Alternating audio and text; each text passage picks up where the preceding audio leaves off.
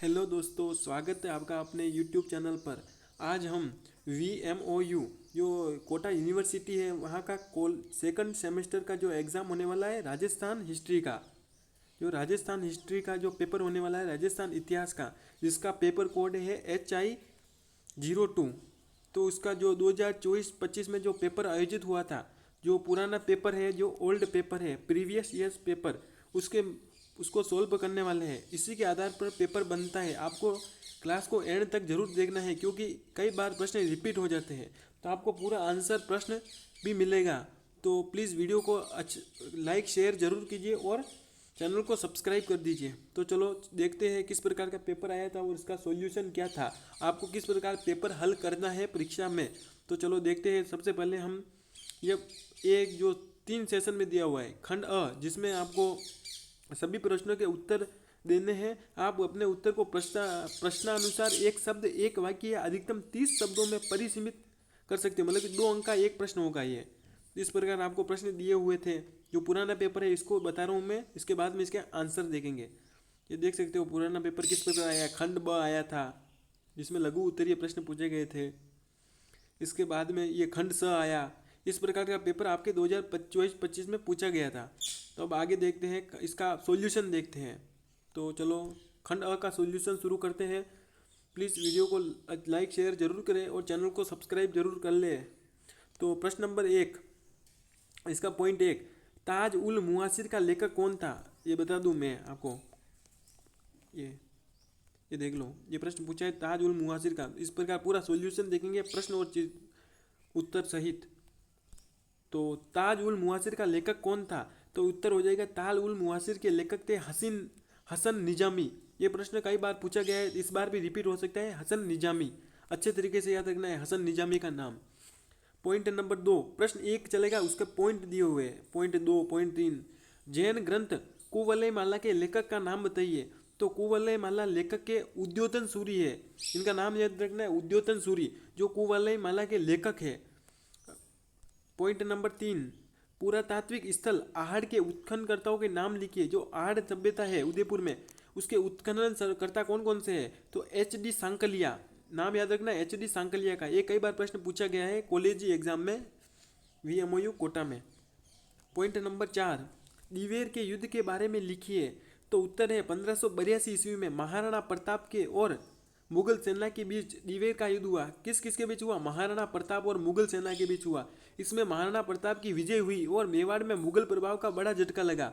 जो दिवेर युद्ध में महाराणा प्रताप की विजय हुई तो मुगल साम्राज्य की नींव खड़क गई थी, मतलब दूज गई थी। अब प्रश्न पॉइंट नंबर 5, दुर्गादास राठौड़ कौन थे? तो दुर्गादास राठौड़ जी मारवाड़ के वीर योद्धा और महाराजा जसवंत सिंह के विश्वसनीय सेनापति थे। जो महाराजा जसवंत सिंह जी थे उसके विश्वसनीय सेनापति थे महाराजा दुर्गादास राठौड़ जी।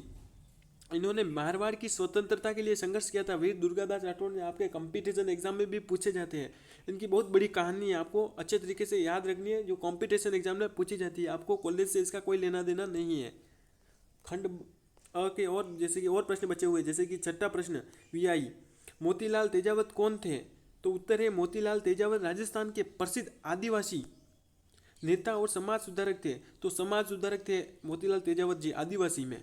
इन्होंने आदिवासियों एवं किसानों के अधिकारों के लिए एक ही आंदोलन चलाया था। जो राजस्थान में आंदोलन चले तो एक ही आंदोलन किसके नेतृत्व में हुआ? मोतीलाल तेजावत के नाम याद रखना, मोतीलाल तेजावत जी, जो तेज थे इसी कारण। अब पॉइंट नंबर 7, राजस्थान के 2 किसान आंदोलनों के नाम लिखिए। तो ये प्रश्न भी कई बार रिपीट हुआ है। तो बिजुलिया किसान आंदोलन, बेंगू किसान आंदोलन। आप कौन सा भी किसान आंदोलन के 2 नाम लिख सकते हो, आपको जो याद हो। अब खंड ब में लघु उत्तरीय प्रश्न बन लेते हैं। जैसे कि खंड ब प्रश्न पेपर का ही खंड ब है। प्रश्न नंबर 2, राजस्थान के इतिहास की जानकारी के साहित्यिक स्रोतों की विवेचना कीजिए। तो राजस्थान के इतिहास की जानकारी प्राप्त करने में साहित्यिक स्रोतों का महत्वपूर्ण स्थान है। इनके प्रमुख प्रकार हैं जैसे कि ख्याते, इनमें विभिन्न राजवंशों, शासकों, महत्वपूर्ण घटनाओं का वर्णन मिलता है। प्रमुख ख्याते कौन कौन सी? जैसे कि मुहणोत नैनसिरी ख्यात, दयालदास ख्यात। ये प्रश्न भी कई बार रिपीट हुआ है। जैसे कि वंशावलियाँ, राजपूत शासकों और राजवंशों की वंश परंपरा की जानकारी मिलती है। मतलब कि जो पहले साहित्य लिखे गए थे, इसी से हमें पुराना इतिहास के बारे में पता चला है। जैसे कि रासो साहित्य है, इसमें वीर शासकों और युद्धों का वर्णन मिलता है, किस प्रकार उस समय वीर शासक थे और युद्ध किस प्रकार होते थे, कौन जीता कौन हारा। तो पृथ्वीराज रासो इसका प्रसिद्ध उदाहरण है। जो पृथ्वीराज रासो ग्रंथ है चंद्रवर्दय द्वारा लिखित है। तो जो इसकी जानकारी देता है इतिहास में रणथंभौर के बारे में, पृथ्वीराज चौहान तरती है उनके बारे में। अब जैन साहित्य, जैन ग्रंथों से राजस्थान के सामाजिक धार्मिक एवं आर्थिक जीवन की जानकारी मिली है, किस प्रकार समाज था, धर्म किस प्रकार का पालन करते थे लोग, आर्थिक जीवन कैसा था, पैसा व्यय जानकारी मिलती है। कुवलयमाला महत्वपूर्ण ग्रंथ है इसका, कुवलयमाला जो उद्योतन सूरी द्वारा लिखित है, इसका ध्यान रखना है आपको, 1 नंबर में पूछा जाता प्रश्न है, पूछा गया है। इसके बाद में देखते हैं फारसी साहित्य। मुगल काल और राजपूत मुगल संबंधों की जानकारी फारसी ग्रंथों से मिलती है, जैसे कि ताज उल मुआसिर आदि प्रमुख स्रोत है महत्वपूर्ण। अब 6 नंबर चारण एवं भाट साहित्य। तो इसमें राजपूत शासकों युद्धों वीरता और वंश परंपराओं का वर्णन मिलता है चारण एवं भाट साहित्य में। तो इस प्रकार आपको याद रखना है किस प्रकार हमारे इतिहास की जानकारी साहित्यिक स्रोतों से मिली है। इस प्रकार प्रश्न कई बार रिपीट हुआ है, आपको इस बार में पूछा जाएगा। अब प्रश्न नंबर 3, चित्तौड़ किले के विषय में आप क्या जानते हैं। जो चित्तौड़गढ़ का किला है, उत्तर है चित्तौड़गढ़ दुर्ग राजस्थान के चित्तौड़गढ़ में स्थित है। चित्तौड़ किले में चित्तौड़गढ़ दुर्ग है वो चित्तौड़गढ़ जिले में ही स्थित है, प्रसिद्ध ऐतिहासिक दुर्ग है। इसे मेवाड़ की राजधानी और वीरता का प्रतीक माना जाता है। जो राजधानी रही थी कभी मेवाड़ की। यह दुर्ग गंभीर नदी के पास ऊंची पहाड़ी पर स्थित है। यह बेड़च और गंभीरी नदी के तट पर स्थित है चित्तौड़गढ़ दुर्ग। दुर्ग में विजय स्तंभ है, कीर्ति स्तंभ है, राणा कुंभा महल तथा अनेक ऐतिहासिक स्मारक है। विजय स्तंभ और कीर्ति स्तंभ का नाम आप याद रखना, जो चित्तौड़गढ़ दुर्ग में स्थित है। चित्तौड़गढ़ दुर्ग का संबंध रानी पद्मिनी, महाराणा सांगा, महाराणा प्रताप जैसे महान व्यक्तियों से रहा है। आपने पद्मिनी के बारे में जो मलिक मोहम्मद जायजी ने लिखा है उसकी कहानी आपने सुनी होगी, जो उस समय वो घटना हुई थी जौहर की। अब प्रश्न नंबर 4, गोविंदगिरी पर एक लेख लिखी है। तो उत्तर है गोविंदगिरी गोविंद गुरु राजस्थान के प्रमुख आदिवासी समाज सुधारक थे, धार्मिक नेता थे। इन्होंने आदिवासियों में शिक्षा, सामाजिक सुधार, एकता और जागृति का संदेश फैलाया था गोविंद गिरी जी ने। इन्होंने संप सभा की स्थापना की, ये याद रखना। तो गोविंद गिरी जी ने कौन से सभा की स्थापना की थी, संप सभा। तो प्रश्न ऐसा भी आ सकता है, संप सभा की स्थापना किसने की, तो गोविंद गुरु जी ने। आपका नाम याद रखना इनका। स्थापना की और आदिवासियों को शोषण तथा अन्याय के विरुद्ध संगठित किया। उनके नेतृत्व में आदिवासी आंदोलन को व्यापक रूप मिला था। 1913 में मानगढ़ की घटना गोविंद गुरु के आंदोलन से जुड़ी है, जो महत्वपूर्ण घटना थी। आदिवासी समाज में जागृति लाने में उनका महत्वपूर्ण योगदान रहा है। तो गोविंद गिरी जी का नाम याद रखना, आदिवासी लोगों के सबसे प्रमुख नेता थे उस समय के। प्रश्न नंबर 5, राजस्थान के निर्माण की प्रक्रिया में मत्स्य संघ का महत्व बताइए। तो उत्तर है मत्स्य संघ का गठन 18 मार्च 1948 को हुआ। 18 मार्च 1948 को ये 7 चरण में हुआ था। जो पहला चरण था मत्स्य संघ, जो 18 मार्च 1948 को हुआ। इसमें अलवर, भरतपुर, धौलपुर, करौली रियासतें शामिल थी। जो राजस्थान का पूर्वी इलाका है, जो पूर्वी जिले हैं, अलवर, भरतपुर, धौलपुर, करौली, ये सब शामिल हुए थे मत्स्य संघ में। उसका उद्घाटन एन.वी. गॉडगिल ने किया था। एन.वी. गॉडगिल उस समय जो अंग्रेज अधिकारी था उसने किया था, एन.वी. गॉडगिल ने। मत्स्य संघ राजस्थान के एकीकरण का प्रक्रिया का महत्वपूर्ण चरण था। इससे राजस्थान का चरण शुरू हुआ तो महत्वपूर्ण होगा। इससे इन रियासतों का प्रशासनिक एकीकरण हुआ और आगे चलकर राजस्थान के व्यापक एकीकरण का मार्ग प्रशस्त हुआ। जिसके बाद में सेकंड चरण आया था राजस्थान द्वितीय, इस प्रकार राजस्थान। 15 मई 1949 को मत्स्य संघ का वृहद राजस्थान में विलय कर दिया गया। मतलब कि जो मत्स्य संघ था उसके बाद में अलग राज्य मिल गए थे, वृहद राजस्थान बन गया। इस प्रकार जयपुर, अलग अलग जो जिले थे पूरे राजस्थान में मिल गए तो पूरा राजस्थान बन गया। अब प्रश्न नंबर 6, नगर नियोजन एवं ज्योतिष के क्षेत्र में जयपुर के सवाई जयसिंह की उपलब्धियों पर प्रकाश डालिए। जो सवाई जयसिंह थे, जो जयपुर की स्थापना की थी, तो उन्होंने ज्योतिष में किस प्रकार मतलब कि जो प्रसिद्धि दिलाई थी। उत्तर है सवाई जयसिंह द्वितीय ने 1727 ईस्वी में जयपुर नगर की स्थापना की थी। 1727 में 18 नवंबर 1727 को की थी। इन्होंने जयपुर का नियोजन वैज्ञानिक व्यवस्थित नगर नियोजना के आधार पर करवाया था। जयपुर शहर इतना मतलब कि नगर नियोजित रूप में बसा हुआ है। नगर को व्यवस्थित मार्गों और बाजारों में विभाजित किया गया है। आप कौन से भी गली में जाओगे आप मुख्य मार्ग पर पहुंच जाओगे, चाहे आप इस गली में जाओ इस गली में जाओ, आप मुख्य मार्ग मेन सड़क पर पहुंच जाओगे। ज्योतिष एवं खगोल विज्ञान के क्षेत्र में इन्होंने जंतर मंत्र का निर्माण करवाया था। उन्होंने जयपुर के अलावा दिल्ली, उज्जैन, मथुरा और वाराणसी में वेधशालाएं बनवाई थी, जो वेधशाला बनाई थी। इन्होंने खगोल गणनाओं को अधिक सटीक बनाने का प्रयास किया। इस प्रकार सवाई जयसिंह नगर नियोजन, खगोल विज्ञान दोनों क्षेत्रों में महत्वपूर्ण योगदान के लिए प्रसिद्ध है। जयपुर की पूरी स्थापना सवाई जयसिंह ने की थी। सबसे ज़्यादा प्रसिद्धि है जो दिलाई है सवाई जयसिंह द्वितीय ने दिलाई है। तो आपको अच्छे तरीके से याद रखना है इनका नाम। अब 7 नंबर, राजस्थान में सूफी मत पर प्रकाश डालिए। तो राजस्थान में सूफी मत के प्रसार ने धार्मिक और सामाजिक जीवन को प्रभावित किया है। सूफी संतों में प्रेम, भाईचारे, मानवता, सहिष्णुता, समानता का संदेश दिया गया है। राजस्थान में ख्वाजा मोइनुद्दीन चिश्ती की अजमेर स्थित दरगाह सूफी परंपरा का प्रमुख केंद्र बनी है। इनकी शिक्षाओं से विभिन्न धर्मों समुदायों के लोगों में सद्भाव का भावना विकसित हुई है। अजमेर शरीफ राजस्थान में सूफी मत का प्रमुख धार्मिक केंद्र रहा है। अजमेर का नाम याद रखना, ख्वाजा मोइनुद्दीन चिश्ती की दरगाह स्थित है। सूफी संतों ने जाति पंथ के भेदभाव से ऊपर उठकर मानव सेवा और प्रेम पर बल दिया है। इस प्रकार राजस्थान के सामाजिक और सांस्कृतिक जीवन में सूफी मत का महत्वपूर्ण योगदान रहा है। इस प्रकार आपको याद रखना है। ये प्रश्न पूछा गया है जो पेपर हल कर रहे हैं हम। आपको इसी प्रकार लिखना है, इससे बड़ा कुछ नहीं लिखना। आप बहुत अच्छे अंकों से पास हो जाओगे। 8 नंबर, राजस्थान में 1857 की क्रांति के कारणों की विवेचना कीजिए। जो 1857 की क्रांति आपने पढ़ी होगी, आप कंपटीशन एग्जाम की तैयारी कर रहे हैं उसमें भी पढ़ी होगी। तो पहली है अंग्रेजों की राजनीतिक नीति। अंग्रेजों के हस्तक्षेप से राजपूत शासकों की स्वतंत्रता और अधिकार प्रभावित हुए। जो अंग्रेजों ने संधि कर ली थी, राजाओं को युद्ध करने के लिए मना कर दिया था, उनकी तरफ से वो अंग्रेज युद्ध लड़ेंगे, इस प्रकार राजाओं के अधिकार छीन लिए, उनकी स्वतंत्रता छीन ली, मतलब कि अंग्रेजों के अधिकार में रहोगे। प्रश्न नंबर मतलब पॉइंट नंबर 2, आर्थिक शोषण। किसानों, व्यापारियों, सामान्य जनता पर आर्थिक दबाव बढ़ा। मतलब कि इतना कर बढ़ा दिया था कि अंग्रेजों को, मतलब कि किसानों को देना बहुत भारी पड़ गया था। पॉइंट नंबर 3, सैनिक असंतोष। भारतीय सैनिक अंग्रेज अधिकारियों के भेदभावपूर्ण व्यवहार से असंतुष्ट थे। मतलब कि वो जो सेना थी उनके साथ भेदभाव करते थे। मतलब कि अंग्रेज अधिकारियों की सेना होती थी उसे थोड़ी उच्च रखते थे और बाकी की सेना को थोड़ा नीच रखते थे। प्रश्न पॉइंट नंबर 4, धार्मिक भय। अंग्रेजों की धार्मिक एवं सामाजिक नीतियों से भारतीयों में धर्म परिवर्तन की आशंका उत्पन्न हुई। मतलब कि अंग्रेज इस प्रकार का व्यवहार करने लगे कि लगता तो ऐसा था कि मतलब कि वो धर्म बदलने वाले हैं। पॉइंट नंबर 5, सामाजिक हस्तक्षेप। अंग्रेजी शासन की सामाजिक नीतियों से परंपरागत समाज में असंतोष बढ़ा। अब 6 नंबर आपको महत्वपूर्ण याद रखना है, तत्कालीन कारण। चर्बी लगे कारतूसों से की घटना ने सैनिकों के असंतोष को विद्रोह में बदल दिया। जो राइफल थी उसमें मतलब कि सैनिकों को जो चर्बी लगे, गाय और सुअर की चर्बी लगे कारतूस पकड़ा दिए थे। ब्राउन बील राइफल थी, उसकी जगह एनफील्ड राइफल लाई गई थी। इस प्रकार नई राइफल दे दी गई थी। इस प्रकार असंतोष हो गया सैनिकों और सैनिक भड़क गए थे। इस प्रकार राजनीतिक, आर्थिक, सैनिक, धार्मिक और सामाजिक कारणों ने राजस्थान में 1857 की क्रांति को जन्म दे दिया था। तो मुख्य कारण है चर्बी लगे कारतूसों का प्रयोग। इस प्रकार अब प्रश्न नंबर 9, हमारे अध्ययन काल में महिलाओं की स्थिति सुधारने हेतु किए गए प्रयासों पर प्रकाश डालिए। तो महिलाओं की स्थिति क्या थी और किस प्रकार सुधार किए गए। तो उत्तर है 1 नंबर में, महिला शिक्षा को बढ़ावा दिया। महिलाओं को शिक्षित करने के लिए विद्यालयों की स्थापना की गई। शिक्षा के प्रति जागरूकता फैलाई गई महिलाओं को भी। बाल विवाह की प्रथा के विरुद्ध जन जागृति अभियान चलाए गए। बाल विवाह को समाज के हानिकारक बताकर उसके विरुद्ध अभियान चलाए गए और इस कुरीति को कम करने का प्रयास किया गया था।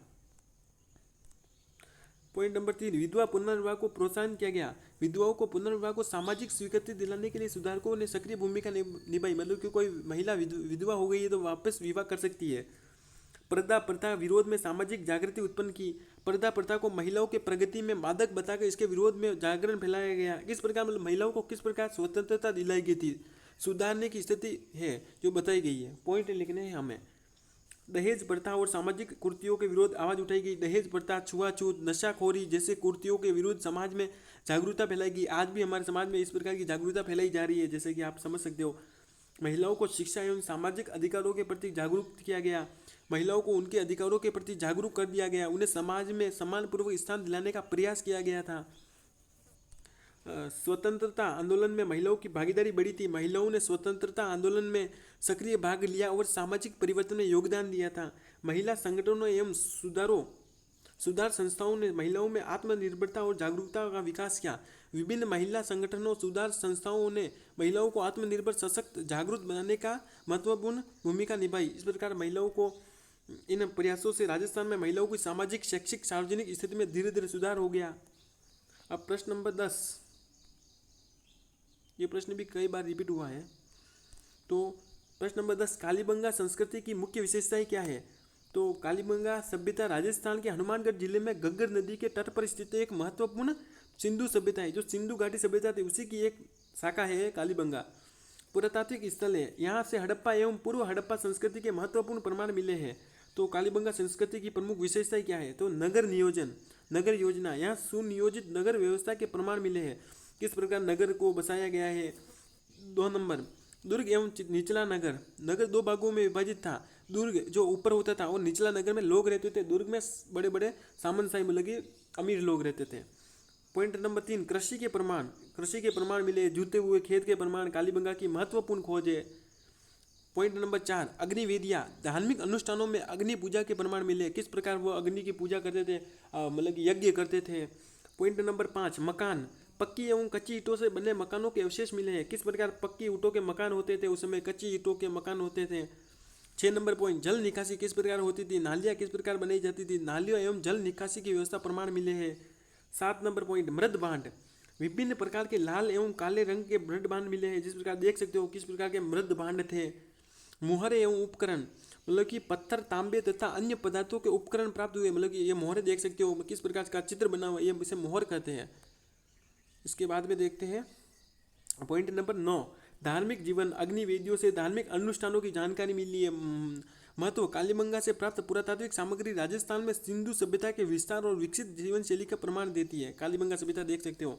कालीबंगा राजस्थान की प्राचीन सभ्यता का गौरवशाली इतिहास रहा है। इससे कई प्रकार की जानकारी मिली है। अब देख लेते हैं राजपूतों की उत्पत्ति के विभिन्न सिद्धांत की आलोचना परीक्षण कीजिए। जैसे कि कौन कौन से सिद्धांत दिए थे, राजपूत किस प्रकार उत्पन्न हुए, तो इस प्रकार अलग अलग लोगों के अलग अलग सिद्धांत रहे हैं। तो सबसे पहले अग्निकुंड सिद्धांत। तो चंद्रवरदाई के पृथ्वीराज झासु ग्रंथ में 4 प्रमुख राजपूत वंश थे, प्रतिहार, परमार, चौहान, चालुक्य को आबू पर्वत के अग्निकुंड से उत्पन्न बताया गया है। जो आबू पर्वत है वहाँ पर एक ऋषि यज्ञ करते थे। उस ऋषि ने 4 योद्धा उत्पन्न किए थे, प्रतिहार, परमार, चौहान, चालुक्य। तो यह मुख्यतः परंपरागत एवं पौराणिक मान्यता है जिसमें अग्निकुंड सिद्धांत है चंद्रवरदाई द्वारा दिया गया है। आपको ये याद रखना है बस, थोड़ा ये यज्ञ कर रहे देख सकते हो आप। अब सूर्यवंशी बोलने वाले कुछ राजपूत वंश स्वयं को सूर्यवंश से संबंधित मानते हैं। मेवाड़ के गुहिल सिसोदिया शासक स्वयं को सूर्यवंशी बताते हैं। आपने इतिहास पढ़ा होगा तो मेवाड़ में उस समय भी आपको पता होगा। चंद्रवंशी कौन कहता है, जैसे कि कुछ राजपूत वंशों ने अपनी उत्पत्ति चंद्रवंश से मानी जाती है। यह परंपरा उनके गौरव, राजकीय वेदता को स्थानीय करने का माध्यम भी रही है। चंद्रवंशी बताने वाले विदेशी उत्पत्ति सिद्धांत, कुछ विद्वानों ने राजपूतों को कुछ वंशों के जैसे कि शक, कुषाण, हूण आदि विदेशी जातियों से संबंधित माना है। शक, कुषाण, हूण इस प्रकार आप याद रख सकते हो। देशी उत्पत्ति, जैसे कि आधुनिक इतिहासकारों को एक मत कि राजपूत किसी एक जाति के वंशज नहीं है। विभिन्न स्थानीय क्षत्रिय, जनजाति तथा अन्य समूह समय के साथ राजनीतिक शक्ति प्राप्त कर राजपूत वर्ग में सम्मिलित हुए। राजपूत वर्ग में तो आलोचनात्मक दृष्टि देख लेते हैं। जैसे कि राजपूतों की उत्पत्ति के विषय में कोई एक सिद्धांत सर्वमान्य नहीं है, मतलब एक सिद्धांत कोई फिक्स नहीं है। उपलब्ध अभिलेखों, साहित्य और ऐतिहासिक प्रमाणों से स्पष्ट होता है कि राजपूत वर्ग का निर्माण दीर्घकालीन सामाजिक एवं राजनीतिक प्रक्रिया से हुआ था। अब प्रश्न नंबर 12 पढ़ लेते हैं। बीकानेर के राय सिंह द्वारा मुगल दरबार के प्रति की गई सेवाओं का वर्णन कीजिए। जो बीकानेर के राय सिंह जी थे उनके द्वारा मुगल दरबार में क्या सेवाएं की गई थी। तो उत्तर है, महाराजा राय सिंह बीकानेर के प्रमुख शासकों में से एक थे। इन्होंने मुगल सम्राट अकबर और जहांगीर के शासनकाल में मुगल दरबार के प्रति महत्वपूर्ण सेवाएं प्रदान की। इनके समय मुगल शासक थे अकबर और जहांगीर। तो प्रमुख सेवाएं कौन कौन सी थी। राय सिंह ने मुगल साम्राज्य की सेवा स्वीकार करी और उसके सैन्य शक्ति को मजबूत किया। 2 नंबर, उन्होंने मुगल अभियानों में भाग लेकर अपनी वीरता और सैनिक योग्यता का परिचय दिया था। 3 नंबर, उन्होंने गुजरात तथा दक्कन के अभियानों में मुगल सेना का सहयोग किया। 4 नंबर, दक्षिण भारत के मुगल अभियानों में भी इन्होंने महत्वपूर्ण भूमिका निभाई। पॉइंट नंबर 5, इनकी सैन्य सेवाओं से प्रसन्न होकर मुगल सम्राट ने इन्हें उच्च मनसब एवं जागीर प्रदान की, मनसबदार बनाया 5000 का। 6 नंबर, उन्हें मुगल दरबार में सम्मान एवं प्रतिष्ठा का प्राप्त हुई थी। राय सिंह ने मुगल साम्राज्य के साथ सहयोगपूर्ण संबंध बनाए रखे। 8 नंबर, उन्होंने बीकानेर राज्य की राजनीतिक स्थिति को मजबूत करने में इस संबंध का उपयोग किया। 9 नंबर, राय सिंह कला एवं स्थापत्य संरक्षण भी थे। इन्होंने जूनागढ़ दुर्ग का निर्माण करवाया राय सिंह ने। तो आप याद रख सकते हो। निष्कर्ष क्या निकला, राय सिंह की सैन्य एवं राजनीतिक सेवाओं के कारण बीकानेर को मुगल दरबार में महत्वपूर्ण स्थान प्राप्त हुआ उनके शासनकाल में बीकानेर की प्रतिष्ठा मिली। अब लास्ट प्रश्न देख लेते हैं, 13 प्रश्न पूछे जाते हैं आपके एग्जाम में। तो मेवाड़ प्रजामंडल की गतिविधियों को परीक्षण कीजिए। जो मेवाड़ प्रजामंडल है, तो मेवाड़ प्रजामंडल का उद्देश्य मेवाड़ राज्य में उत्तरदायी शासन, नागरिक अधिकारों तथा जन कल्याण की स्थापना के लिए संघर्ष करना था। यह राजस्थान के प्रजामंडल आंदोलनों में महत्वपूर्ण स्थान रखता है। प्रमुख गतिविधियां जैसे कि मेवाड़ में उत्तरदायी शासन की मांग को आगे बढ़ाया गया, जनता को राजनीतिक अधिकार प्रदान करने की मांग की गई, किसानों एवं सामान्य जनता की समस्याओं को उठाया गया, राज्य में व्याप्त सामाजिक एवं आर्थिक शोषण का विरोध किया गया, नागरिक स्वतंत्रता मौलिक अधिकारों के लिए संघर्ष किया गया, प्रजामंडल में जन जागृति फैलाने के लिए सभाएं एवं आंदोलन आयोजित किए गए, संगठन ने सामंती एवं निरंकुश शासन व्यवस्था में सुधार की मांग की, स्वतंत्रता आंदोलन के विचारों को मेवाड़ की जनता तक पहुंचाया गया, संगठन के कार्यकर्ताओं ने दमन गिरफ्तारियों का सामना करते हुए आंदोलन जारी रखा, मेवाड़ में लोकतांत्रिक एवं उत्तरदायी शासन की स्थापना के लिए वातावरण तैयार करने में महत्वपूर्ण भूमिका निभाई। इस प्रकार निष्कर्ष क्या निकला, तो मेवाड़ प्रजामंडल ने जनता में चेतना पैदा की और उत्तरदायी एवं लोकतांत्रिक शासन की स्थापना का संघर्ष महत्वपूर्ण योगदान दिया। इस प्रकार ये पूरा पुराना पेपर आपके हल हो गया है। प्लीज़ चैनल को सब्सक्राइब, वीडियो को लाइक शेयर जरूर करें। मिलेंगे नेक्स्ट वीडियो में।